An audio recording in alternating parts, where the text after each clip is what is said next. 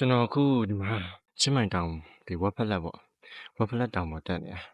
ဒီလောက်မြင့်မယ်မထင်ဘူးအရင်မြင့်တော့မပါပါဘူးဘယ်တော့လွတ်သွားရမယ်ဆုံးဖြတ်နေတဲ့အချိန်မှာဒီတောင်ပေါ်တက်လိုက်ရတယ်ပေါ့နော်တကယ်ကြီးနေလာတာပေါ့အဲ့ဒီအချိန်မှာကျွန်တော်ဒီခြေလမ်းတိုင်းကိုကျွန်တော်ခန္ဓာကိုယ်ဘေးလုံးနေတဲ့ process ပေါ့နော်ပြီးတော့ကျွန်တော်ရဲ့ business ကိုဘေးလုံးနေတဲ့ process တို့ခံယူပြီးတော့ကျွန်တော်တက်တဲ့အခါမှာတရွေ့အပေါ်ရောက်လာတာပဲအဓိကတက်နေဖို့ပဲလို့ကျွန်တော်ထင်တယ်အဓိကဆက်တက်နေဖို့ပဲအောက်ကိုကျွန်တော်ကြည့်လိုက်တဲ့အခါမှာအတူတူစတက်တဲ့လူတွေနဲ့အနည်းငယ်ဝေးသွားတော့ပြီဆိုတော့အဓိက showing up every day လို့ကျွန်တော်ထင်တယ်နေ့စဉ်ပေါ်လာတယ်နေ့စဉ်တက်နေတယ်အဲ့ဆိုတော့တူတူအပေါ်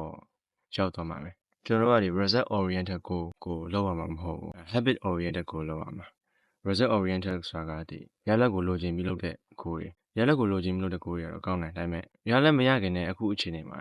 ဂျားရဲ့ process ရှိတယ်ဂျားရဲ့ process ကို habit oriented ကိုအနေနဲ့သွားလို့ရှိရင် result စီအချိန်တစ်ခုကြာရင်ရောက်သွားမယ်လို့ကျွန်တော်ထင်တယ်ပြီးတော့တောင်တက်တောင်ပြချင်တာမဟုတ်ဘူးပုံမှန်လုပ်သွားခြင်းခြေလမ်းတစ်လမ်းတိုင်းအပေါ်တက်သွားခြင်းခြေလမ်းတစ်လမ်းတိုင်းအပေါ်တက်သွားခြင်းကိုကျွန်တော်ပြောချင်တာပါမင်္ဂလာပါကျွန်တော်အောင်စောဝမ်းပါ3 ညနေတက်ကိုပြောင်းနေတဲ့အသက်25နှစ်ရွယ်လူငယ်တစ်ယောက်ဖြစ်ပါတယ်ကျေးဇူးတင်ပါတယ်